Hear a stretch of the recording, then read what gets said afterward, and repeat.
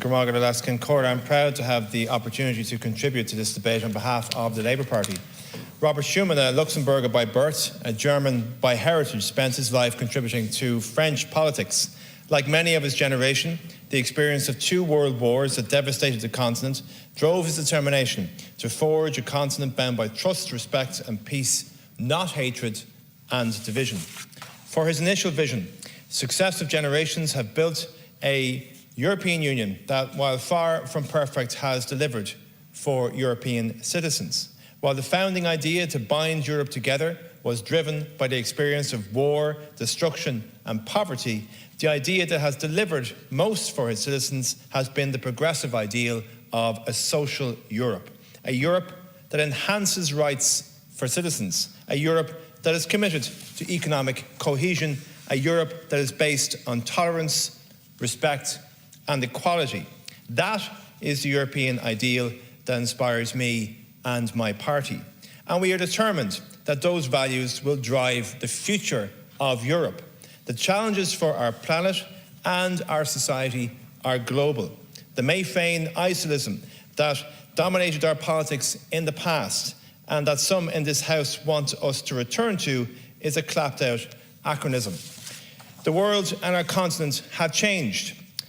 For concerted action on climate, we need European solutions. For a humane, rights-based response to migration, we need European solutions. For decent living standards and workplace rights, we need European solutions. But Europe is at a crossroads.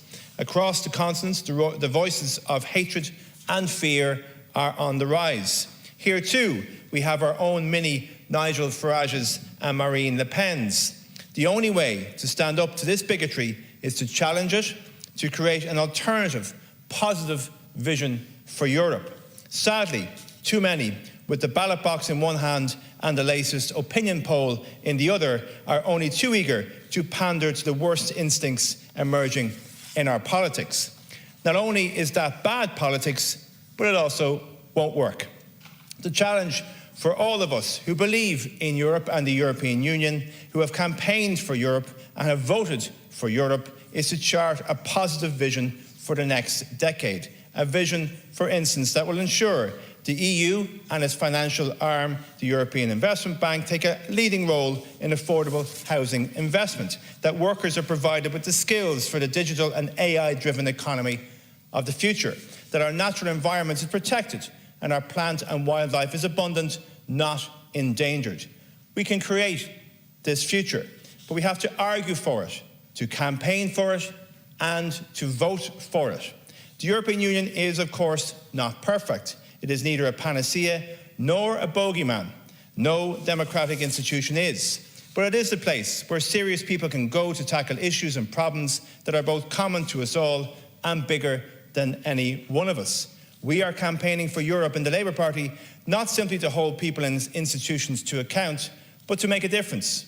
We want to contribute to addressing our common challenges, be they climate change, migration issues, or workers' rights.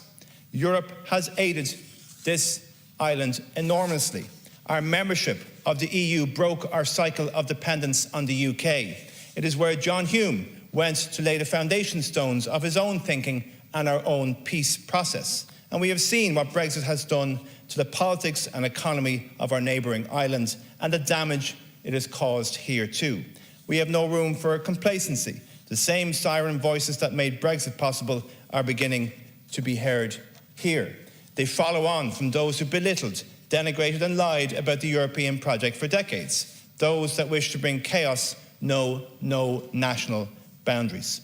I want to refer to one of the most existential threats facing our continent, the brutal, illegal Russian invasion of Ukraine. Every day, Ukrainian men and women are fighting and dying for European values of democracy and freedom. And let's be clear, Putin's war against Ukraine is a war of annihilation. There was no provocation, no excuse. The proud people of Ukraine didn't become puppets of another power, as one MEP from Dublin said. Putin's apologists in the European Parliament are elsewhere and are lying. His murderous regime denies the right of the Ukrainian people to exist. It denies the right of the Ukrainian people to choose their own future. Putin is terrified of a free, independent Ukraine, taking its rightful place among European nations. This is not some quarrel in a faraway country. It is an existential threat to Europe, and particularly our European partners in the Baltic states and Poland. This is not Russia phobia. And we want to cherish the ties that we've fostered that will last for generations. But we also need to be strong in the face of the genocide that is happening on our watch. We need to be strong with having solidarity with nations and solidarity with the Palestinian people. A European Union that calls out genocide when it sees it and has the courage to break all diplomatic, economic, sporting and cultural ties with Israel. History demands of us and of the European Union to do this. In 20 years' time, at Les Concordia, I believe the Trinity College students will be able to look their children in the eye when many EU leaders will not be able to do so. This human solidarity is key, and this will drive the future of the European Union.